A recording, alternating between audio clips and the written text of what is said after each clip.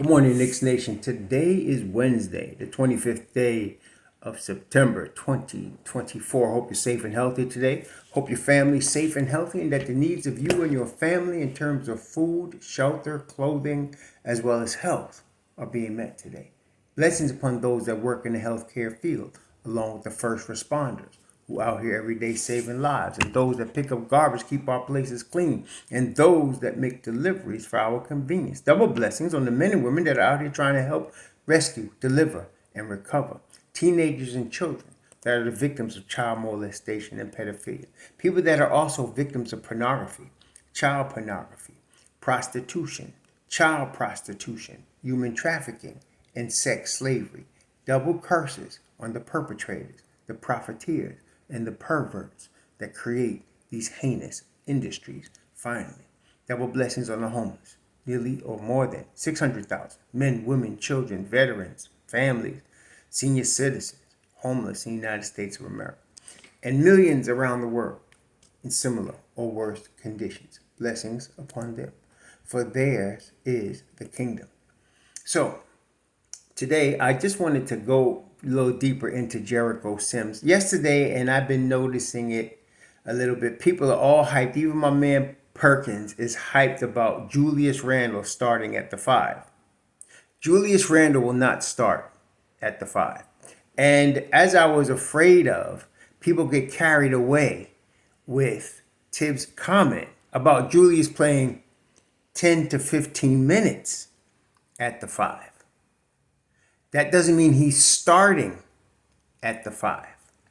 At the time now that we know that Tibbs made that comment, he probably already knew Mitchell Robinson was not going to be ready to open the season. So he's telling you he can play Julius 10 to 15 minutes at the 5. Otherwise, he'll wear him out. In everybody's 2K fantasies, they always imagine these lineups, but they don't really think about what they're imagining means. So, no, Julius will not be starting at the 5. Will he play minutes at the 5?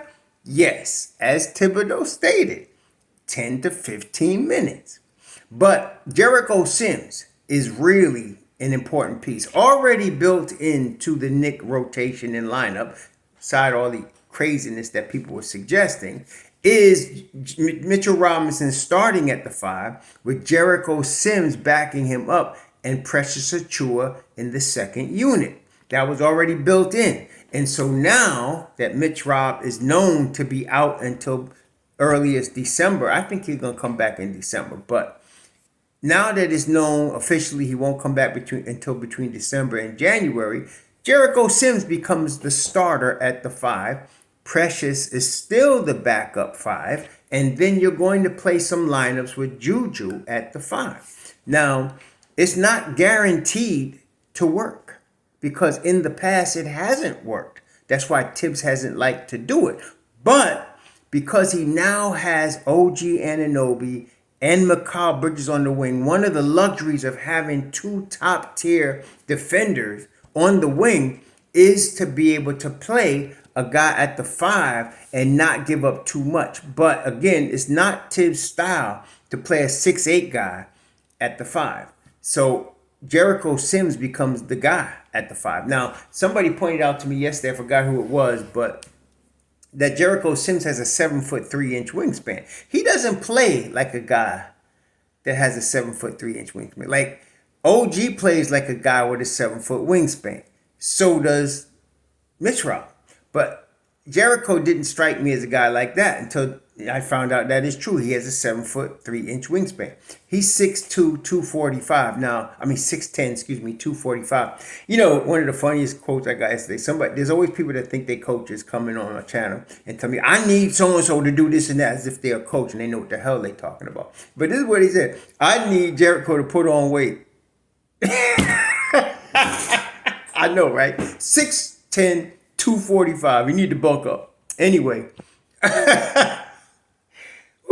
Anyway, that's almost as crazy as the Dwight Howard. We need to go get Dwight Howard, drop the soap, Dwight Howard. Anyway, so Jericho will be your starter at the 5. I'm very hopeful and confident in Jericho. He's got to carry this weight though. So let's say Tibbs will play Julius Randle at the 5 for 10 to 15 minutes a game. Jericho is still going to start and probably jump, do the center jump and play, I don't know, anywhere from 5 to 7 minutes in the first quarter at the 5. Then you're going to have Precious come in and play between 4 minutes, 4 to 5 minutes at the 5 in the first quarter. At that point, you'll have Tibbs has options. He could bring in Josh Hart and put Juju back at the 5. He can keep Jericho to start the second quarter.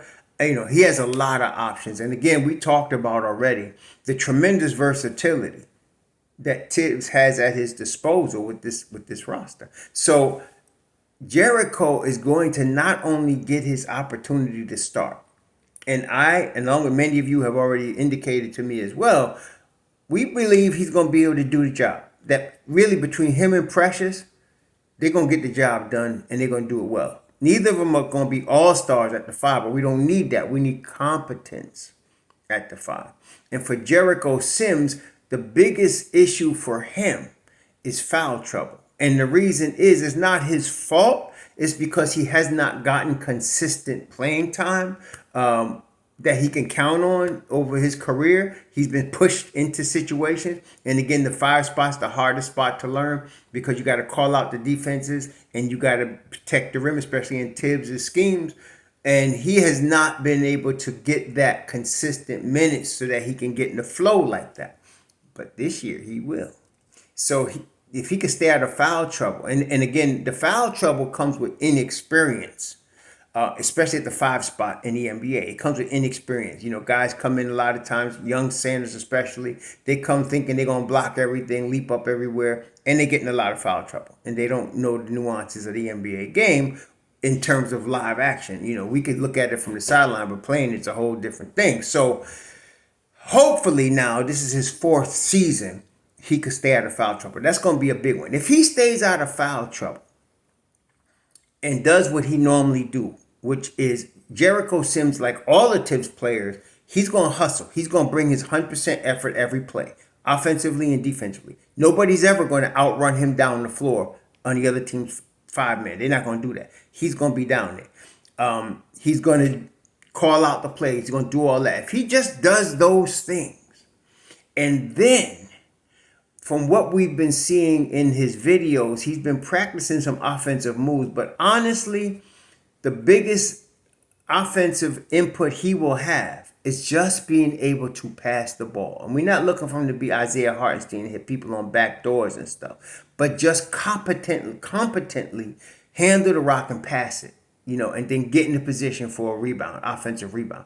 And if he could do that without turning the ball over, and I really feel he can because he has shown in the time that he has played that he has very good hands and he has very good foot movement, for a big man. Very good hands, very good foot movement. So if he could just handle the ball, because we just need him to pass the ball in sets, from the post or wherever he gets it and get it to guys that he has around him, especially Brunson and Randall, but of course also Mikal Bridges and OG Anunoby. Mikal Bridges, OG Anunoby especially, these guys move without the ball on a exemplary level, very high level in the league. Both of those guys, Mikal Bridges and OG Anunoby. And Mikal now has a game where he could also take you off the dribble. So that's going to relieve a lot of Jericho's responsibilities or anything he might have to do offensively.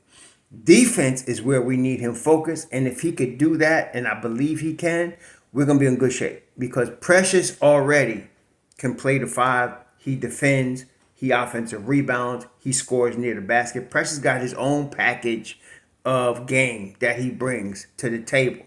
So I'm not worried about the second unit so much. Never was. But it would have been better, of course, if we still had Hartenstein, but we don't. So now Jericho will have the bulk of these minutes. He's going to be your starting center. He's going to, and I feel like if he does what I just suggested, I think he's going to be good. I think we're going to be successful. I'm not looking for him to be an all-star. I wouldn't put that on his shoulders and say we expect him to be great. I just expect him to be competent and to learn the moves and the nuances of the unit, which is the first unit that he'll be playing with. And I think they're going to give him all the opportunity to do that. I think, like I said, training camp, preseason, and of course the regular season, Tibbs and crew and the team are going to give him all the rope he needs so that he can get comfortable in that starting unit and this is a big one. Just like with Deuce, he's not looking up. Jericho won't be looking over his shoulder. He's the starting center. Everybody's going to be knowing that. And that's a big plus for him, not having to look over his shoulder and worry about, somebody getting yanked because he's messing up. He going to get time. He going to get a chance. And we need to be patient with him. I know that's an impossibility with Knicks Nation.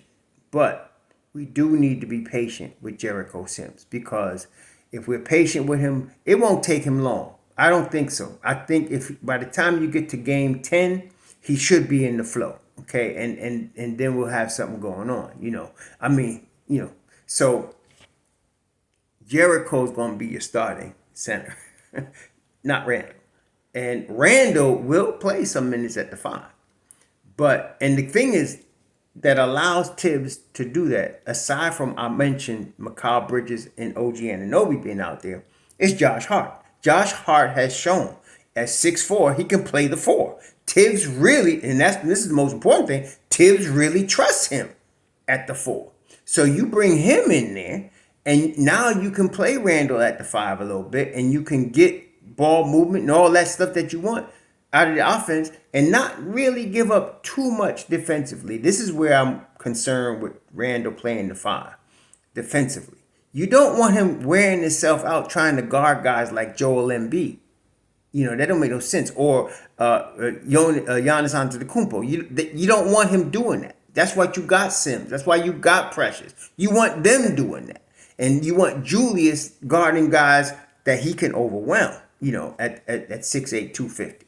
So it's really defensively my concern with him playing too much of the 5. It's not offensively. Everybody thinks only in terms, and this is the normal thing for everybody, and analysts and everybody. Only look at offense. How much guy can score, how effective he'll be, how much mismatches there'll be at the 5. Tibbs did mention that, but it's not the focus. The focus is defense. Knicks are a defensive-oriented team. And you don't want Julius wearing himself out, having to lean on big dudes like Embiid or Bam or Antetokounmpo. You don't want him wearing himself out like that. Okay, so he'll get a few minutes, but I don't think you want him starting at the 5 for sure, and you don't want him playing more than the 10 or 15 minutes Tibbs talked about. Even that, I wouldn't even be putting that on him every night.